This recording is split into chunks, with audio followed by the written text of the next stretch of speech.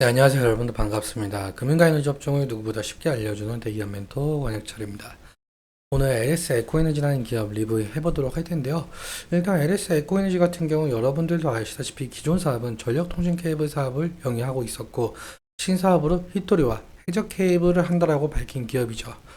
오늘 제가 말씀드릴 내용은 이 기존 사업과 신사업에 대한 내용 정리해서 다시 한번 말씀을 드리도록 하고, 지금 현재 구리 가격이 상승 중에 있는데 그 구리 가격 상승 배경에는 중국이 배후라는 그러한 이슈가 있더라고요. 그래서 이러한 이슈 함께 풀어보도록 하겠습니다. 같이 한번 확인해 보면서 천천히 얘기 나눠보도록 할 텐데요. 먼저 시작하기 전에 저희 대기업 채널에 오시면은 모든 종목들을 커버해 드리고 있으니까 찾아와 주시면 정말 감사하겠고, 제 영상도 끝까지 지켜봐 주시면서 댓글로 궁금하신 것들 남겨주시면은 다음 영상에서 말씀을 드리도록 하겠습니다. 그러면 LS 에코에너지 바로 보도록 할게요. 일단 LS 에코에너지 같은 경우 여러분들도 아시다시피 해저 케이블과 히토류 신사업 추진에 박차면서 제2의 성장 모멘텀이 될 것이라고 말을 한 바가 있었었죠. 해저 케이블 같은 경우는 러시아 우크라이나 전쟁이 발발하면서 유럽은 러시아 가스 밸브가 잠길 것을 우려한 부분이 크다 보니까 에너지 안보가 대두되는 상황이었었죠.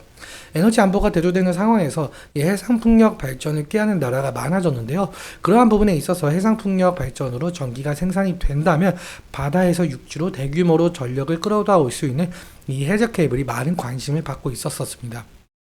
그래서 LS 에코에너지 같은 경우 해저 케이블 사업을 추진한다라고 밝힌 것 같고요. 그리고 히토류 같은 경우는 첨단 산업인 반도체, 2차 전지에 들어가는 만큼 상당히 전략 자산이죠. 그런데 이러한 히토류 생산의 1위 국가가 중국이고, 이 미국에서는 중국의 성장을 억제하기 위해서 트럼프 시대 때에는 이 무역 전쟁을 할 만큼 중국에 상당한 압박을 가하고 있었던 상황이었습니다. 중국은 이에 맞서서 전략자산인 히토류를 무기화하고 다른 국가의 수출을 금하는 전략을 많이 세웠었는데요. 그런데 여기서 우리 한국은 히토류 의존도가 중국의 80%에 달하는 만큼 중국의 의존도가 상당해서 중국이 만약에 히토류를 수출을 금하게 된다면 우리나라 상당 기업들이 손해를 볼 수밖에 없는 구조였었죠. 그래서 LS 그룹도 마찬가지로 그룹 내에서 2차 전지를 하는 그러니까 이 히토류를 필요로 하는 사업을 하고 있었던 상황이었었는데, 앞서 말한 문제점을 좀 타파하기 위해서 베트남 광산업체와 계약을 하면서 공급망이 문제가 없도록 만들고 있었던 거죠. 실제로 이 중국에서 히토류 수출을 금하게 된다면 LS 에코에너지는 히토류 관련주를 엮일 가능성, 이 부분도 좀 생각을 해주셔야 될 것 같습니다. 이러한 성장 모멘텀을 가지고 있었기 때문에 기대감에 주가가 상승했었던 건 여러분들도 아시는 부분이라 생각이 들고, 다음으로는 이 기존에는 어떤 사업을 진행을 하고 있었는가라는 건데, LS 에코에너지 같은 경우 베트남에 공장을 세우면서 전력통신 케이블 사업을 하고 있었었죠. 기존 사업에 대한 모멘텀은 당연하게도 이 전력 인프라만 구축입니다. 여러분들도 지금 뉴스 보셨다시피 지금 전 세계적으로 급증한 케이블 수요에 쉴 틈 없이 생산을 박차고 있는 상황인데요. 이는 당연하게도 이 AI 산업 활황으로 인해서 부족한 전력 인프라만 구축이겠죠. 현재 AI 산업 확장으로 인해서 급격히 늘어난 데이터 센터로 인해서 이 전력 인프라만 구축이 시급한데요. 당연하게도 이 전력 인프라만이 세워지려면 전선이라든지 통신 케이블이 필수적으로 필요할 수밖에 없는 부분이기도 합니다. 이에 LS 에코에너지의 매출에도 상당히 큰 영향을 받을 것으로 기대해 볼 수가 있을 것 같은데요. 그리고 또 다른 뉴스가 있어요. 이것도 함께 보도록 할게요. 일단 베트남에서 지금 전력 수요가 급증을 하고 있는 상황으로 보이고 있는데, 지금 LS 에코에너지는 이 베트남에서 전력 통신 케이블 사업을 한다라고 밝혔죠. 실제로 이 LS 에코에너지는 베트남에 대규모 송전 사업을 수주를 받으면서 설치 작업을 시작을 했거든요. 사실 베트남에서 이렇게까지 전력 인프라망 설치를 하는 이유가 있어요. 이유에 대해서 좀 말씀을 드려보자면, 현재 베트남 같은 경우 제8차 전력 개발 계획에 따라서 인프라 구축이 상당히 한창이에요. 2030년까지 도시화율도 50% 달성 계획을 수립한 상태인데, 기존에 노후화된 전력선이 상당히 많아가지고 어쩔 수 없이 구매를 해야 되는 입장일 가능성이 높겠죠. 그리고 도시화율이 진행이 됨에 따라서 발전 설비 용량이 늘어나면서 이 다시금 전력 통신 케이블이 더욱더 필요할 수밖에 없는 부분이긴 합니다. 다시 말해서 전력 통신 케이블 수요가 늘어날 전망을 보이고, 더 나아가서 이 도시화율이 계획된 부분보다 더 초과가 된다면 더욱더 매출 증대 효과를 누릴 가능성이 있어 보이고 있죠. 그런데 사실 이 전력 케이블 같은 경우 구리가 들어가기 때문에 이 제품 가격 상승으로 기존 사업 매출에 도움이 될 가능성이 상당히 높은데요. 이렇게까지 구리 가격이 상승한 이유는 결국 여러분들도 아시다시피 AI 산업 확장이죠. AI 시장이 커지게 되면서 필요하게 된 전력 인프라망 구축, 이 전력 인프라망 구축을 위한 전선의 수요 증가, 그리고 전선 수요 증가에 따른 구리 수요 증가로 인해서 구리 가격이 상당히 많이 상승한 모습을 보여줄 수가 있는데요. 그리고 구리 가격 상승 이유는 한 가지 더 있습니다. 증권가에서는 지금 구리 가격 상승 배경에는 중국이 있다라고 하는데요. 지금 미국과 영국에서 러시아를 제재하면서 러시아 주요 광산이 가동이 중단이 되었고 중국은 제조업 부분에 대해서 경기가 회복되면서 수요가 높아지고 있다는 거예요. 그러니까 뭐냐면은 공급이 줄어들고 수요가 높아지면서 구리 가격도 그에 맞춰서 수요가 증가가 되니까 상승한 것으로 보이고 있는데요. 그런데 일각에서는 지금 현재 중국 같은 경우 제조업 부분에서 이 경기가 회복이 되어서 수요가 높아지는 것이 아니라 미국과 패권 다툼으로 인해서 일부러 이 제조업 부분을 과잉 생산하게 만들려고 하는 것처럼 보인다라는 말이 있습니다. 실제로 지금 미국은 중국에 다시 관세를 부과할 정도로 중국의 과잉 생산 능력을 좀 견제하는 목적으로 보이고 있거든요. 이는 이유가 좀 있을 것으로 보이고 있는데 사실 현재 지금 미국 대선이 얼마 남지 않은 시점이라서 미국 내 정치적인 스탠스일 수도 있겠지만 일각에서는 중국은 이 환율 전쟁을 좀 일으키고 싶어하는 것으로 보이고 있다라고 하는데요. 그러니까 이 패권 경쟁에서 승리를 하고 싶다라는 입장이겠죠. 지금 현재 중국은 상당히 디플레이션 상황인데요. 여러분들도 아시다시피 지금 디플레이션 같은 경우 인플레이션과 반대되는 경제이죠. 즉 상품과 서비스의 가격이 지속적으로 하락하는 현상인데요. 그런데 지금 현재 전 세계는 인플레이션 상황이죠. 그래서 미국은 인플레이션을 잡기 위해서 금리를 지속적으로 올렸을 정도로요. 여기서 중국은 수출을 늘리면서 중국의 다른 제조업 국가들을 싸그리 망하게 할 수가 있는데요.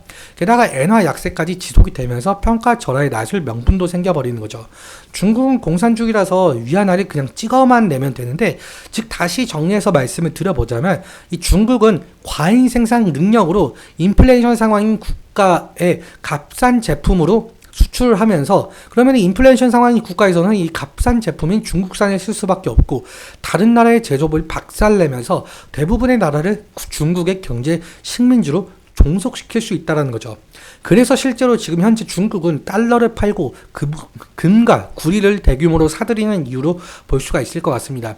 이러한 이유로 구리 수요가 증가가 되면서 상당히 상승 중에 있는데, 그렇다면 사실 구리의 수요가 증가가 됐으면 그에 맞춰서 이 공급량도 늘린다면 이 가격은 이렇게까지 뛰지는 않았을 것으로 보이고 있죠. 다음 자료를 보시면은 이게 전 세계 구리 생산량인데 2023년부터 시작된 이 AI 산업으로 인해서 구리 수요가 상당히 증가했었죠.